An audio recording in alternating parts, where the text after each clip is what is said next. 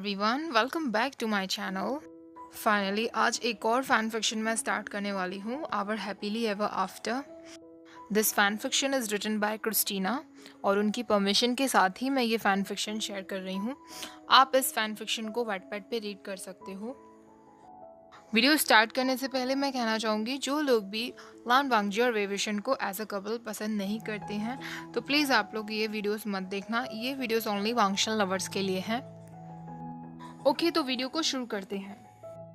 Novel की शुरुआत में लान वांगजी और वेवुशन एक दूसरे से शादी कर चुके हैं और काफ़ी समय से साथ साथ रह रहे हैं। सुबह होती है। वांगजी वेयिंग के गालों पर हाथ फिराते हुए कहता है, वेयिंग उठने का समय हो गया है।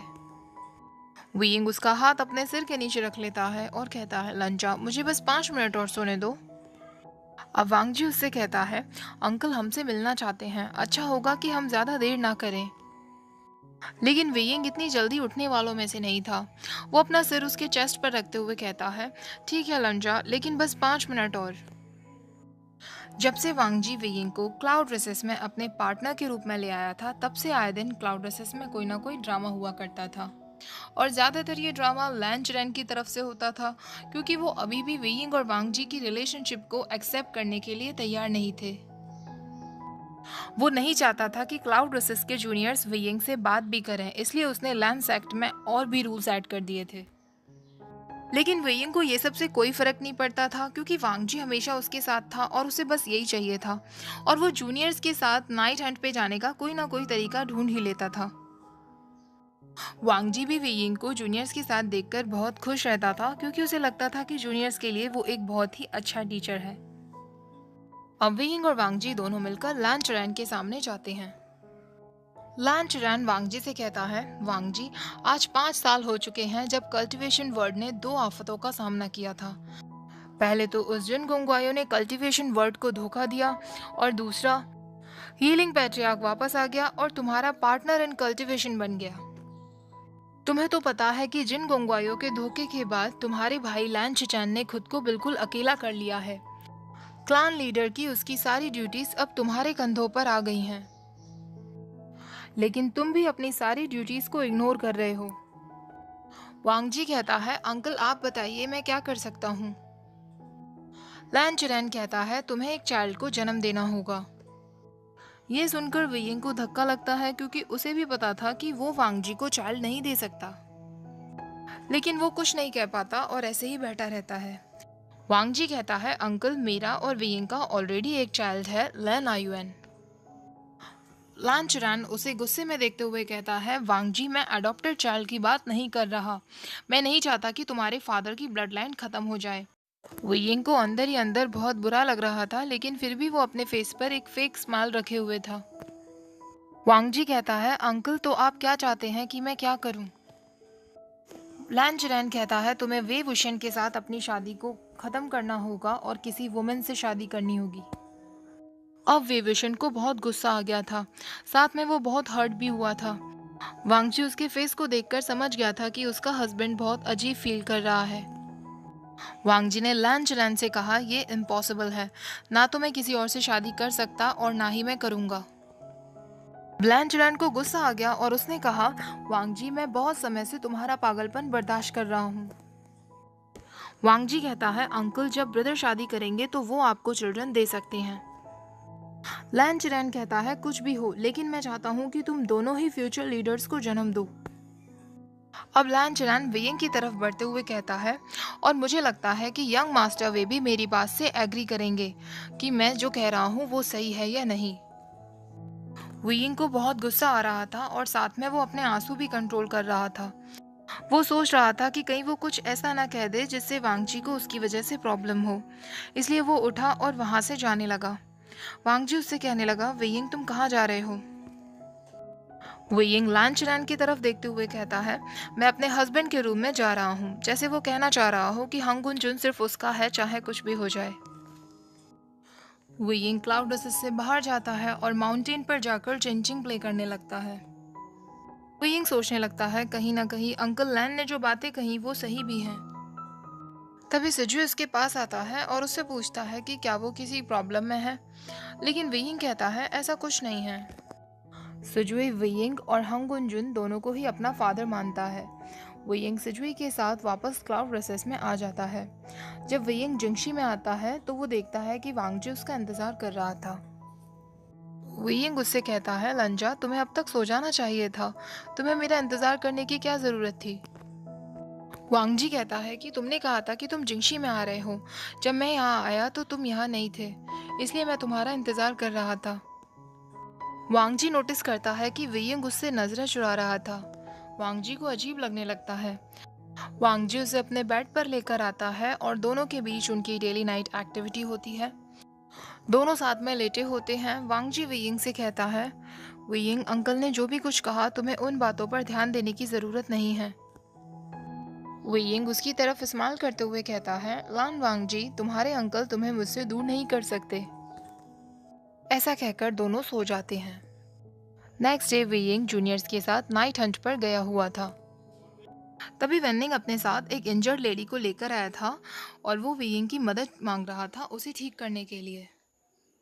तो यहाँ वेनिंग की भी लव स्टोरी दिखाई गई है इस नोवेल में, आगे जाके आपको देखने मिलेगी। वेइंग उसको ठीक करने में लग गया था, इसलिए वेइंग वापस घर पहुंचने में लेट हो गया था। वेइंग जब वापस जिंगशी में आया तो उसने देखा कि वांगजी सोया हुआ था। वो बेड पर जाकर लेट गया, लेकिन तभी वांगजी ने कहा, आज तुम लेट हो। वेइंग कहने लगा, लंजा, तुम सोए नहीं थे, मुझे तो लगा था कि तुम सो रहे होंगे। वांगजी कहता है, जब तक तुम वापस नहीं आ जाओगे तो मैं कैसे सो सकता हूँ। वेइंग कहता है, तुम झूठ बोल रहे हो, अभी थोड़ी देर पहले तुम सो रहे थे। वांगजी उसके ऊपर आ जाता है और उसके चीक पर किस करते हुए कहता है, मैं झूठ नहीं बोलता, मैं बस तुम्हारा इंतजार कर रहा था। फिर दोनों सो जाते हैं। इधर वेन निंग भी उस लेडी को ठीक कर लेता है। उस लेडी का नाम जियाई होता है। अगले दिन वांगजी लैन शिचैन से मिलने जाता है। वांगजी के फेस को देखकर लैन शिचैन समझ जाता है कि वो किसी प्रॉब्लम में है। शिचैन उससे कहता है, वांगजी, तुम परेशान दिख रहे हो, क्या हुआ? पहले वांगजी हेजिटेट करता है, लेकिन वो कहता है, ब्रदर, लैन सेक्ट को आपकी जरूरत है, अंकल को आपकी जरूरत है। अंकल लैन सेक्ट का वंश चाहते हैं। ये सब सुनकर लैन शिचैन की आंखें खुली की खुली रह गई थी, क्योंकि उसने कभी नहीं सोचा था कि वांगजी उससे ये सब वर्ड्स कहेगा। लैन शिचैन उससे कहता है, वांगजी, क्या तुम समझ रहे हो कि तुम मुझसे क्या कह रहे हो? वांगजी कहता है, ब्रदर, मैं समझता हूँ। शायद आपको लग रहा होगा कि मैं कितना सेल्फिश हूँ, लेकिन अगर आपने ऐसा नहीं किया तो अंकल कोई ना कोई तरीका ढूंढेंगे मुझे और वेइंग को अलग करने का। लैन शिचैन सोचने लगता है, वांगजी ने पहली बार मुझसे मदद के लिए कहा है, वो भी वेइंग के लिए। लैन शिचैन वांगजी से कहता है, वांगजी, अब समय आ गया है कि मैं अपने क्लैन लीडर होने की और तुम्हारे भाई होने की ड्यूटीज को पूरा करूं। लैन शिचैन ये सोचकर बहुत खुश था कि शिचैन वापस सेक्ट में आ रहा है, लेकिन शिचैन ने वापस आते ही लैन शिचैन से उसके लिए ब्राइड ढूंढने की मांग की थी। ये सोचकर लैन शिचैन काफी सरप्राइज्ड भी था। लैन शिचैन उससे कहता है, तुम अचानक मुझसे ये सब क्यों कह रहे हो? कहीं वांगजी ने तो तुमसे ये सब करने के लिए नहीं कहा? लैन शिचैन कहता है, अंकल, ऐसा कुछ नहीं है, मुझे लगता है कि ये सही उम्र है। अगर अभी मेरे पास एक फैमिली होगी तो मैं अपनी रिस्पॉन्सिबिलिटीज को और अच्छे से समझ सकूंगा। लेकिन लैन शिचैन को पता था कि इसमें वांगजी का ही हाथ है, और वो वांगजी की तरफ सस्पिशियस नजरों से देखे जा रहा था। लैन शिचैन से कहता है, नेक्स्ट वीक जिनलिंथाई में एक कॉन्फ्रेंस होने वाली है, मैं चाहता हूँ कि तुम भी मेरे साथ चलो। शिचैन उसके साथ जाने के लिए हाँ कर देता है। शिचैन उस कॉन्फ्रेंस में जंगछा से मिलता है। तो गाइस, यहाँ पर मैं आपसे एक क्वेश्चन पूछना चाहूँगी। जैसे मैंने आपको बताया था कि इस नॉवल में जंगछा और लैन शिचैन की लव स्टोरी को भी दिखाया गया है, तो क्या आप इस स्टोरी को सुनने में इंटरेस्टेड हैं? मुझे तो ये पॉइंट काफ़ी अजीब लगा था, जो मैंने आपसे पहले भी कहा था। लेकिन आप मुझे ज़रूर बताना कमेंट सेक्शन में, क्या आप उन दोनों की लव स्टोरी सुनना चाहते हो? वैसे सिर्फ इस नोवेल में नहीं, मैंने वैंगशन के काफ़ी सारे फैनफिक्स पढ़े हैं। ऑलमोस्ट सब में ही लैन शिचैन और जंगछा की स्टोरी दिखाई जाती है। एक्चुअली पूरे अनटेम्ड फैंडम में ही, वांगशन फैंडम में, ये दो कपल्स बहुत ज़्यादा फेमस हैं, जेवुजुन और Lan Xichen, and of course our लांग वांगजी एंड वेवुशिन। ओके, स्टोरी को कंटिन्यू करते हैं। तो अगले दिन वेइंग सुबह 10 बजे उठा। जब वो अपने रूम से बाहर आया तो उसे जूनियर से पता चला कि वांगजी कुछ लेडीज से मिलने वाला था। जिंगी कह रहा था, ये मीटिंग काफ़ी सस्पिशियस रखी गई है और इस मीटिंग के बारे में किसी को नहीं बताया गया है। ऐसा सुनने में आया है कि उन लेडीज़ को किसी सिलेक्शन के लिए रखा गया है और अंकल लैन चैरान ने सिर्फ हंगुन जुन को वहां बुलाया है। लेकिन जब हंगुन जुन ऑलरेडी मैरिड हैं तो उन्हें लेडीज से क्यों मिलवाया जा रहा है? जेंगी कहता है, यंग मास्टर वे शायद आपको नहीं पता, लेकिन अगर किसी यंग मास्टर को जब इस तरह लेडीज से मिलवाया जाता है तो इसका मतलब है कि एल्डर्स की हेल्प से उसे किसी को चुनना होगा जो आगे जाकर उसकी वाइफ बनेगी। वुयिंग को लगने लगा कि शायद हंगुन जुन अपने लिए वाइफ चुनने वाला है। उसे बहुत गुस्सा आने लगा और वो सोचने लगा, लंजा, तो तुम इस तरह मुझे धोखा देने का सोच रहे हो? उसने हॉल का दरवाजा खोला जहां काफी सारी प्रिटी लेडीज बैठी हुई थी। सामने वांगजी और लान चैरान भी बैठे हुए थे। वुयिंग सबके सामने कहने लगा, मैंने इतनी सुंदर लेडीज कभी नहीं देखी। मुझे खुशी है कि मैं आप सबसे तब मिल रहा हूँ जब मैं एक पार्टनर की तलाश में हूँ। लेकिन शायद आप में से मुझे कोई एक्सेप्ट ना करे क्योंकि मैं हंगुन जुन जैसा हैंडसम नहीं। ये सब देखकर लांग वांगजी को बहुत गुस्सा आने लगा था। उन सब लेडीज में से एक लेडी वुयिंग से कहने लगी, यंग मास्टर, आप भी बहुत हैंडसम हैं। कोई भी लेडी आप जैसा हैंडसम हस्बैंड क्यों नहीं चाहेगी? वुयिंग कहने लगा, एक्चुअली मैंने किसी से बहुत प्यार किया था, लेकिन वो इंसान मुझे धोखा दे रहा है और मेरे पीठ पीछे अपने लिए एक नया पार्टनर चुन रहा है।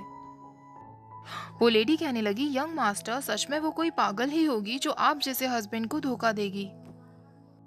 वुयिंग जानबूझकर वांगजी को जलाने के लिए उस लेडी से कहने लगा, क्या मैं आपका हाथ पकड़ सकता हूँ? मुझे आपको अपनी फैमिली से मिलवाने में बहुत खुशी होगी। वुयिंग जैसे ही उस लेडी का हाथ पकड़ने के लिए अपना हाथ आगे बढ़ाता है, वांगजी गुस्से में उठकर वहां आता है और उसका हाथ खींचते हुए उससे शेमलेस कहता है। वुयिंग उससे कहता है, लंजा, मेरा हाथ छोड़ो, तुम मुझे शेमलेस कह रहे हो? तुम भी तो यहाँ यही करने के लिए आए हो ना? वांगजी को बहुत गुस्सा आ रहा था। वो उससे कहता है, वुयिंग, तुम्हारी हिम्मत भी कैसे हुई अपने हस्बैंड के सामने ये सब करने की? तो गाइज, आप लोग थोड़ा दिमाग लगाइए, इसके आगे क्या हुआ होगा। अब आप मुझे ये बताइए गाइज, क्या आपको ये फैनफिक अच्छा लग रहा है? एटलीस्ट 600 लाइक्स होंगे तो मैं इसका नेक्स्ट पार्ट शेयर करूँगी।